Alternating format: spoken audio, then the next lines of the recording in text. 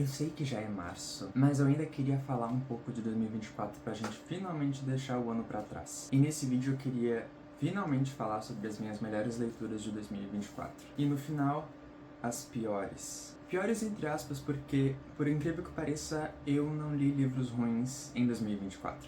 Alguns foram medianos, mas eu não consigo falar que eles foram livros ruins. Esse livro é um lixo. E felizmente, mais e mais eu tenho conseguido filtrar quais livros eu quero ler e quais livros talvez eu me interesse. Então, acho que isso ajudou eu a realmente não ler nada que me desagradasse. E eu acabei demorando para fazer esse vídeo em específico porque eu também estava fazendo um projeto pessoal que tem a ver com o tema, um projeto baseado em cima das minhas melhores leituras e que eu quero compartilhar com vocês, que é uma zine pequenininha.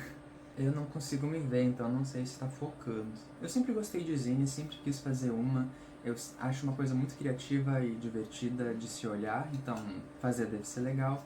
Então eu peguei os 6 melhores livros que eu li e fiz pequenas ilustrações baseados na leitura. Não necessariamente são coisas que eu faço com regularidade, eu queria muito sair um pouco da minha zona de conforto quando eu fiz as artes. E uma das minhas metas agora é conseguir fazer uma zine dessas todos os anos, com todos os livros que eu mais gostar.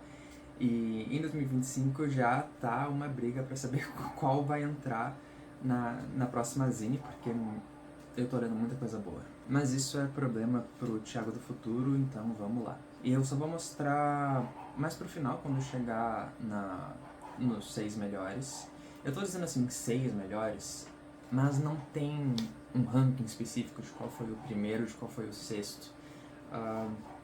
Porque eu sou terrível em ranquear os livros. 2, são livros, de certa forma, muito diferentes, que me fizeram sentir coisas diferentes, então eu acho uma coisa um pouco complicada realmente de ranquear. Foram os melhores livros, entre os melhores livros, e pronto. Não fiz numa ordem muito específica. Apesar de que eu acho que eu consigo dizer qual é o melhor livro que eu li em 2024. Porém, eu não fiz em ordem. Os livros que eu vou falar agora, eles poderiam ter entrado na zine, mas não entraram. Quer dizer que eles são um lixo? Não. Eu só tive que fazer escolhas e eles acabaram ficando de fora. Eu também queria fazer um pequeno adendo aqui, totalmente aleatório, que tem quase nada a ver com o assunto do vídeo, que é 3 livros que eu li foram em inglês. E não são livros tão atuais assim. Mas, por incrível que pareça, todos esses 3 livros tiveram traduções para o português nesse mesmo ano. Tudo junto. Eu sou totalmente alheio aos lançamentos. Eu não sei onde me informar direito, ainda mais porque tem tantas editoras. E eu gosto de vários livros diferentes, então no início do ano eu acabei comprando 2 livros que eu queria muito ler numa promoção da Amazon, e meses depois eles me aparecem traduzidos. Não sei se você sabe, mas os livros em inglês eles geralmente são muito frágeis. Papel de jornal, a capa mole, sem orelha. E então eu gastei um dinheiro a mais para conseguir esses livros em inglês por uma qualidade menor. Tá, legal que eu consegui ler as histórias que eu queria e gostei muito dos livros, 2 deles entraram aqui nesse dos meus favoritos, mas mesmo assim é um pouquinho frustrante. Então é uma meta agora para 2025 de, quando eu quiser ler um livro em inglês, eu quero saber se ele já tem tradução. E um dos livros não tem tradução indo pro Brasil, então eu espero que ele venha. Apesar de eu conseguir ler em inglês com tranquilidade, eu prefiro ler em português. É minha língua materna e a nossa língua é linda. Abaixo o imperialismo e pelo aumento dos salários dos tradutores. Quero começar falando sobre A Vegetariana de Han Kang. Eu já tinha os 3 livros da autora antes dela ganhar o Prêmio Nobel de Literatura, mas eu não tinha lido, mas eu sabia que eu queria ler eles em um futuro próximo. E que momento melhor para começar a ler a autora depois que ela ganha o Prêmio Nobel. E assim, o livro ele é dividido em 3 partes, e eu li em 3 dias. Cada dia eu li uma parte. Eu devorei o livro. Eu só não acabei tudo em um dia porque cada vez que mudava uma das partes eu ficava de queixo caído, e um pouco perturbado, talvez. E assim, esse livro, ele definitivamente não é sobre vegetarianismo. É sempre bom lembrar que a Coreia do Sul é um país muito machista, apesar de que a autora já falou que o livro em si não tem como tema principal o patriarcado, mas acho que, querendo ou não, é uma coisa que acaba fazendo parte da história também. Eu diria que esse livro seria um conflito com sua própria humanidade, talvez. É um livro que dá pra tirar muitas conversas interessantes. Até hoje eu penso nesse livro, em algumas cenas em específico dele. Ele também é um livro divisivo. Eu vi muita gente que amou ele e eu vi muita gente que não gostou dele. Eu não sei se alguém odiou, porque não sei se tem como odiar esse livro, porque gostando ou não, eu acho que ele diz muita coisa. Ele é bem provocativo e eu recomendo ele sem pensar duas vezes. Mesmo que ele não seja para todo mundo, mesmo que você possa odiar esse livro, eu ainda acho que ele vale a pena ser lido. Muito pelas discussões, como as decisões das mulheres podem ser vistas pela família, pelos seus parceiros, mas como a nossa própria existência. O livro, ele começa com a nossa protagonista que começa a ter sonhos com animais mortos, animais sendo mortos, e ela acaba decidindo que vai parar de comer carne. E aí então, no meio da madrugada, ela vai lá na geladeira e coloca todas as carnes no lixo. E é isso que eu quero falar. Porque aí essa decisão vai interferir na vida dela com o parceiro dela e na vida com a família dela. E essa decisão eu acho que é muito mais que uma ética alimentar. Ela realmente entra numa questão muito mais existencial, numa discussão sobre a violência que o próprio ser humano reproduz, não só com ele mesmo, mas com as outras espécies. Então, assim, eu quero reler. E o próximo livro que eu li que me impactou muito e que foi um livro que eu já devia ter lido há muitos anos e só deixei pra ler agora, que foi o Diário da Anne Frank. E sinceramente eu acho que é um dos livros que todo mundo também tinha que ler. Ele é um clássico, é um livro importante. Não preciso falar muito sobre ele, creio eu. Ele é um livro muito famoso. Muita gente tem esse como um dos favoritos da vida e eu entendo porquê. E é um livro que me machucou de algumas formas. Porque de tempos em tempos eu esquecia que ele era um diário verídico. Enquanto eu lia, às vezes eu sentia que eu estava realmente lendo uma história feita por alguém. De tão bem que a Anne escreve. E isso era uma coisa que eu não estava esperando desse livro. Eu não imaginava que ele seria tão detalhado e tão íntimo. E é triste pensar que ela escreve muito bem e que a gente perdeu uma possível escritora muito talentosa. E quando o livro terminou, eu fiquei encarando a parede por quase uma hora, porque nem considero um spoiler, né, mas o diário ele simplesmente acaba. Ele não tem um final, ele só acaba. É doido, é muito doido. E depois, quando você começa a olhar pro mundo que nós estamos agora, em 2025, é triste e é enfurecedor. O próximo livro que eu quero falar é Enquanto o Universo Não Desmoronar, da Adriele Almeida. Este que é literatura nacional. E assim, eu já li outras histórias da Adriele antes desse primeiro lançamento físico como editora. Eu já gostava muito da escrita dela e esse aqui não foi diferente. Eu acho que eu já li tudo dela até hoje, se não me engano, pelo menos tudo que foi publicado. Provavelmente irei ler todo o resto que ela lançar.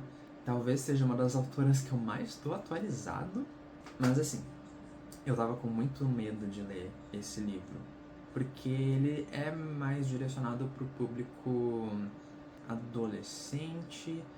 Bom, é uma história que se passa na adolescência e de vez em quando eu ainda costumo ler livros que são direcionados para adolescentes e, infelizmente, eu estou me pegando não curtindo tanto quanto antigamente, o que é totalmente natural, porque eu cresci, eu envelheci, eu tenho problemas diferentes, então eu quero ler literaturas e histórias que refletem o que eu tô passando agora. Mas eu também sou uma pessoa que acredita muito que o público-alvo ou a idade para um tal livro pode ser muito questionado e a gente pode ler tudo que a gente quiser, na idade que a gente quiser. Oi, gente! Aqui é o Thiago, editor do futuro, para dizer que essa frase que eu falei, eu acabei não especificando que essa minha frase não estava falando sobre crianças poderem ler livros com conteúdo maior de idade. Eu estava falando de pessoas adultas que podem ler livros considerados infantis e para crianças e gostar de ler esses livros. Foi um pequeno errinho de comunicação aí. Mil desculpas e vamos continuar o vídeo. E eu fiquei muito surpreso que esse livro para mim foi isso. Eu li outros livros para adolescentes esse ano que me deixaram tristes. Mas esse me deixou triste de uma forma boa. Isso é um pouco triste porque quer dizer que eu tô envelhecendo, mas isso é muito bom porque quer dizer que eu tô envelhecendo. Provavelmente foi pelo tema que ele é universal e também um tema um pouco mais sombrio, que é o luto e o conflito de se apaixonar por alguém que você talvez não deveria estar apaixonado. O luto, afinal, é algo que todos nós vamos passar, querendo ou não. Eu amei a atmosfera do livro, eu amei a ambientação, ele se passa no interior do Paraná. Eu amei os personagens falhos, inclusive eu fiquei muito surpreso com algumas decisões de personagens, porque isso me fez acreditar neles e torcer por eles e ficar com raiva deles. Então é um livro que eu recomendo muito para jovens e para adultos também. O próximo livro então que eu vou falar é sobre A Floresta é o Nome do Mundo, da Ursula K. Le Guin, e é tudo isso que eu tenho para falar sobre esse livro. Ursula K. Le Guin. Próximo. Brincadeira. Eu queria que esse livro estivesse mais em alta. Os livros da Úrsula, no geral, porque ela é uma das minhas autoras favoritas da vida. E eu não acho que ela tenha o destaque que ela mereça, pelo menos aqui no Brasil. Eu li esse livro quando estava tendo as queimadas na Amazônia, então também foi um livro que me deixou desesperado e com uma crise existencial horrível e uma impotência. Eu não sei porque eu faço isso comigo. Eu não tenho certeza, mas eu também acho que ainda estava saindo notícia sobre os Yanomamis. Assim, foi um caos. Eu li que a autora escreveu esse livro com muita raiva. E dá pra perceber. Dá pra perceber porque eu também senti muita raiva lendo esse livro. E aí eu sentia muita raiva também quando eu ligava a televisão e dava alguma notícia de alguma queimada. Ele é um ótimo exemplo de ficção especulativa que está mais perto da gente do que a gente pensa. E ele é um livro de 1972. Hoje em dia ainda vemos o reflexo da colonização e a gente está percebendo que ela nunca deixou de existir, ela só mudou de nome. Ainda estamos num modelo de produção insustentável que alimenta um mercado inventado. Esse tal mercado é mais importante que as nossas vidas e que nossos direitos e que a nossa saúde. Esses últimos dias foram os mais quentes que eu já senti na minha vida. Eu nunca senti tanto calor na vida. Antigamente o frio aqui era frio. Pra quem não sabe, eu moro no Rio Grande do Sul e assim, acordar cedo pra ir pra escola, pra ir pro trabalho era uma tortura por conta do gelo, porque nossas casas não são preparadas para o inverno. Mas agora esse frio, ele diminuiu muito. Eu sinto que nós estamos vivendo num mundo que está iniciando essa história, porque esse livro ele se passa num futuro distante, onde a Terra já não tem mais árvore. A Terra é um caos, é um cinza, e então nós, como seres humanos, nós vamos fazer o que nós fazemos de melhor, que é encontrar novos lugares para explorar. E acabamos encontrando um planeta que é muito arborizado, povoado por essas criaturas baixinhas e verdinhas. Sabe aquela famosa frase que é muito mais fácil pensar no fim do mundo do que no fim do capitalismo? é praticamente o que acontece nesse livro. Não acabamos com o capitalismo, aconteceu o fim do mundo e agora a gente está expandindo esse meio de pensamento, esse modelo de produção galáxia além. Mas eu também gosto muito de uma frase que a própria Úrsula falou num dos melhores discursos que eu já ouvi na vida, que é: nós vivemos no capitalismo, seu poder parece inescapável, assim como um dia foi o poder divino dos reis. Eu amo essa mulher. E eu me arrependi de não ter colocado ele na minha zine. Eu não sei porque eu não botei. Fui burro. Fui moleque, perdão. Ah, e agora, falando nele, vamos começar então a ver as artes. Heaven, da autora japonesa que... Meu Deus, qual é o nome dela? Mieko Kawakami. Nós temos só um livro dessa autora publicado no Brasil, que é Peitos e Ovos. E eu desejo do fundo da minha alma que os outros livros dessa autora sejam publicados no Brasil também. Heaven, que a tradução literal seria céu, eu li numa noite só. Aqui em casa a gente acabou ficando sem energia. Geralmente no meio do ano acontece alguma tempestade e a gente fica quase uma semana sem luz. Foi bem nessa época. Acabei que eu não fiquei com sono, eu peguei esse livro pra ler no meu Kindle e eu terminei em uma sentada numa madrugada. A prosa dela é que nem manteiga no pão. Eu fui só lendo, deslizando pelas palavras e quando eu vi, terminei. Eu acho que eu gostei do livro muito porque ele me lembra um filme que eu gosto muito, que é Tudo Sobre Lily Chou Chou, que é um dos meus filmes favoritos da vida. Mas o bullying que aparece aqui é um livro que fala sobre bullying. O bullying que aparece aqui, ele não é tão extremo quanto no filme, apesar de ter cenas de bullying bem pesadas. Nós não sabemos o nome do personagem principal, nós acompanhamos ele pelo nome que dão pra ele, que é Olhos, porque ele tem eu não sei como é que se chama aqui no Brasil, no livro tá escrito como lazy eye, que seria olho preguiçoso. Eu não sei se a gente usa o mesmo termo aqui no Brasil ou é outra coisa. Mas um dos olhos dele é mais fechado que o outro. Tem uma parte no livro, talvez mais pra metade, que ele conversa com um dos meninos que pratica o bullying com ele. E é uma conversa muito forte.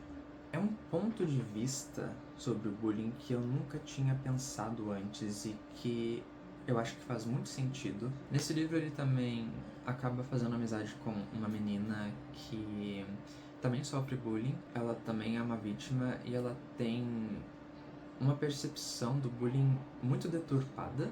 É quase uma romantização e eu achei muito esquisito. E assim, sem brincadeira, eu penso nesse livro até hoje. Do nada eu tô fazendo alguma coisa e ele me vem na minha cabeça. Eu quero, de novo, quero muito que ele seja traduzido. Eu não sei se Peitos de Ovos fez algum sucesso o suficiente para trazerem outros livros da autora, mas eu acho que Heaven, ele vale a pena. Eu acho que tanto pelo conteúdo dele, eu acho que ele sairia bem aqui no Brasil. Eu acho que eu falei muito a palavra bullying. E depois vem Atos Humanos, da Han Kang. Ela aqui de novo. Pesado. Esse livro ele vai se passar durante a ditadura militar que aconteceu na Coreia do Sul, dentro de um evento horrível que foi o massacre de Gwangju, ou a revolta de Gwangju. E apesar de ser um evento histórico que aconteceu, é uma história fictícia. E assim, eu não sabia que isso existia.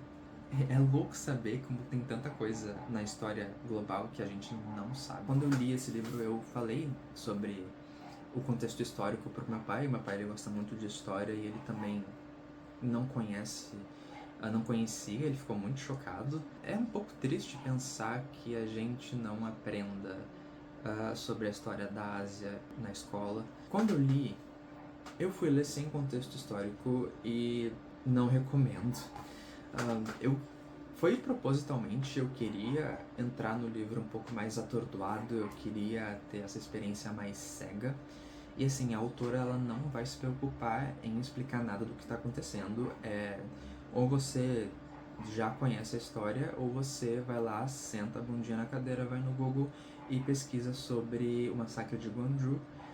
Se você quiser também tem alguns filmes baseado nesse período. Eu vi um dele, eu vi dois. Um eu não gostei tanto, que eu esqueci o nome, e o outro eu adorei, que foi Taxi Driver. Recomendo muito, muito mesmo. Eu saí desse filme assim, chorando rios. Ele também é um livro que eu demorei muito tempo pra acabar. Eu pegava ele, eu lia algumas páginas e eu tinha que parar, porque ele era muito pesado.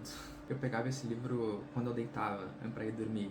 Não foi uma boa decisão. Ele tem uma estrutura como se fossem contos. São várias histórias de várias pessoas, mas elas são conectadas pelo mesmo evento, mas também conectadas por alguns personagens que se entrelaçam. E assim, é desesperador como as pessoas podem ser facilmente desumanizadas. Uma pessoa que nós dizemos que está no poder porque nós criamos tal poder, e dizer para outras pessoas que estão abaixo dela fazer uma chacina, e as pessoas aceitarem e irem lá fazer uma chacina, aí os militares vão lá e fazem sem piscar.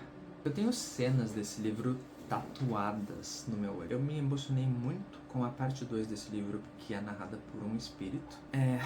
Eu acho que é outro livro da Han Kang, que é Ame ou Odeie, e eu recomendo ele também. O próximo livro é Nadando no Escuro.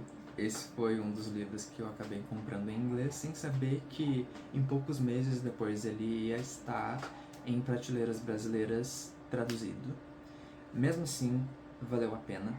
Eu acabei vendendo o livro em inglês e comprei a versão em português, porque pra mim esse livro é poesia e eu queria ter ele em português para experienciar ele de novo na nossa língua materna maravilhosa. E também porque é um livro que eu queria que minha mãe lesse, e ela leu e ela adorou. E eu nem sei muito bem o que falar desse livro. Assim, eu acho que histórias de casais gays em períodos históricos conturbados é a minha religião.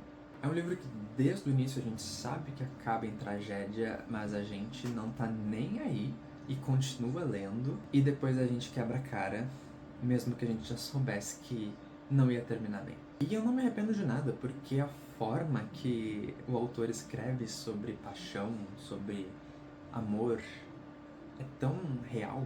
Eu acho que poucas pessoas conseguem passar a sensação, uma coisa tão abstrata, e deixar escrito num livro, numa história. E ele conseguiu. E o próximo livro vai ser Regras do Amor na Cidade Grande, ou Como Eu Conheci e Li, que foi também no inglês, é Love in the Big City, que tem uma capa maravilhosa, e esse é um dos motivos porque eu não comprei a versão em português, mas eu quero muito ter ela, pelo menos no Kindle. Eu queria muito poder ler esse livro em português. Eu li ele no início do ano e depois eu reli ele no fim do ano. Pra quem não sabe, ele teve uma adaptação, ele teve 2 adaptações para uma série, que aí ele adapta todo o livro, e um filme, que adapta só o primeiro capítulo. O livro é dividido em 4 partes e é como se fossem pequenas novelas. Nesse meio tempo vão contar o início dos 20 até os 30 do protagonista, que é o Go Young. A primeira parte é a história dele com a melhor amiga dele, que eles acabam se conhecendo na faculdade e vão morar juntos, e os dois são almas gêmeas, eles são feitos um pro outro, eles se entendem e eles se ajudam, só que ela é uma mulher heterossexual e com o tempo ela vai começando a pensar em coisas que eles detestavam, que é relacionamento sério e casamento e um trabalho normal, ou seja, a vida que dizem que nós devemos ter desde que a gente nasce, e por conta disso começa a ter muitos conflitos entre a amizade dos dois. E ficou um filme muito bom, mas eu acho que ainda a série em si é melhor. O que eu gosto muito desse livro é que a gente lê o título, que é Regras do Amor na Cidade Grande, a gente pensa que só vai falar do amor romântico, só que não. Ele também fala sobre o amor com as amizades, o amor com a nossa família, e é tudo nessa visão de um homem gay na Coreia do Sul. E é muito incrível que algumas experiências, mesmo que eu e ele sejamos pessoas totalmente diferentes, tem muita coisa que conecta, tem muita coisa que é parecida, muita coisa que experiências aqui no Ocidente e uma experiência aqui lá no Oriente conseguem se conversar, a gente consegue se olhar e se identificar com muitas coisas. E é um livro que é triste, mas ao mesmo tempo é um livro que é muito feliz, é um livro engraçado, e eu não posso não recomendar a série, porque ela foi coescrita com o próprio autor do livro. Pelo que eu sei, ele também trabalha para televisão, então o cara sabe escrever roteiro. E ele fez um ótimo trabalho, porque ele não só adaptou bem, como ele adicionou coisas. Antes de eu ler esse livro, ele me foi vendido como ele trataria do assunto do HIV. Quando eu fui ler, eu não senti que isso fez grande parte da história. Eu acho que na série ele fez um melhor trabalho com esse tema. Então, assim, eu sinto que o livro, a série e o filme são três coisas que se complementam muito bem, mas é claro, se tem que escolher um, vai pro livro. E esse livro se tornou um dos meus favoritos da minha vida, e eu quero rever a série agora. O próximo livro é A Guerra da Papoula, da R.F. Kuang. Em 2023, o primeiro livro que eu li foi Babel, e eu amei. Foi meu primeiro contato com a autora. Até hoje eu gosto muito desse livro. E quando eu li A Guerra da Papoula, eu não sei como eu não fui pro segundo e pro terceiro ainda. O segundo eu vou ler logo em seguida, e depois o terceiro eu quero pegar, engatar e terminar com a trilogia, porque o primeiro livro pra mim foi muito bom. Mas, tendo começado por Babel, eu consigo perceber o como ela evoluiu, que eu senti que ela estava ainda começando, meio inexperiente, a escrita não estava tão consolidada. Então, assim, dá pra perceber que ela evoluiu muito rápido, e eu tô louco pra saber o que essa mulher vai ser em alguns anos. Nós estamos no ano que ela vai lançar Catabases e Yellowface também, que eu li antes da Guerra da Papoula, que foi um livro depois de Babel, e é um livro que não tem nada a ver com o que ela já fez até agora, e é um livro muito bom. Ou seja, a diva é inteligente, escreve bem e é versátil. É uma fantasia baseada na Guerra do Ópio que aconteceu na China, e o sistema de magia é simples, mas é muito legal, que envolve Dorgas. Nesse mundo, nós conseguimos acessar os poderes dos deuses, mas pra gente fazer isso, nós temos que acessar o panteão. E se você não consegue meditar, você pode usar facilitadores que vão te transcender. Então, a nossa personagem, ela usa o ópio a seu favor para conseguir e fazer muitas coisas moralmente questionáveis. É um livro muito divertido, é um livro que tem muita política, é um livro que enquanto eu lia, eu imaginava um filme. Inclusive, acho que os direitos foram comprados. Eu gosto muito da estética da mitologia chinesa, e esse livro trouxe tudo que eu gosto. Eu li ele muito rápido, e é um livro de 500 páginas. Muita política, muito sangue, escola de treinamento de combate, personagem principal que tem sangue nos olhos, que tem muita garra, que é muito legal de acompanhar, e personagens secundários que são igualmente interessantes e odiosos e amáveis. E incrível que meu gênero favorito é fantasia, e a gente praticamente só tem uma fantasia na lista. E por último, mas não menos importante, o famoso, o aclamado, o premiado Torto Arado, do Itamar Vieira Júnior, que, pra falar a verdade, quando eu acabei o livro, eu fiquei, é legal, mas é tudo isso que o pessoal tá falando mesmo? E aí eu fui deixando os dias passarem e ele é tudo isso mesmo. Ele já é um clássico contemporâneo da literatura brasileira. E o que me ganhou de fato nesse livro foi a terceira parte, porque nós acompanhamos as duas irmãs, né, a Bibiana, eu ia falar Babilônia, Bibiana e Belonísia. Uma delas perde a língua e nós não sabemos qual é, até que isso é revelado um tempo depois. Mas aí na terceira parte muda o ponto de vista e quem narra a história foi o que me deixou... Eu nem sei o que dizer, me deixou... É isso. Você tem que ler pra saber, mas é fantástico. Ele é um livro que grita Brasil. Eu sinto que o Brasil tem muito medo, eu não sei se eu diria medo, mas a gente tenta não olhar muito pro nosso passado, só que o nosso passado é a resposta pro nosso futuro. A gente tem que consertar as coisas que aconteceram no nosso passado pra gente consertar o nosso futuro.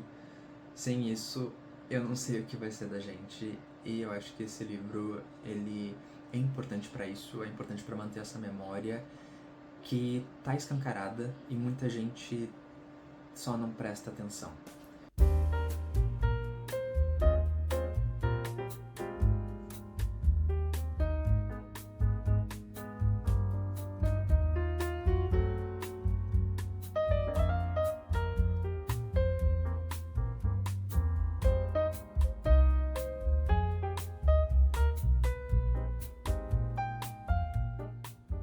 E eu tenho que falar dos piores livros agora, né? Os piores entre aspas. Não são muitos não, vai ser bem rapidinho. Não queria fazer um vídeo à parte só pra isso. Então, um dos piores livros que eu li foi O Divisivo, O Odiado, O Amado e O Criminoso, Uma Vida Pequena. E eu achei ok.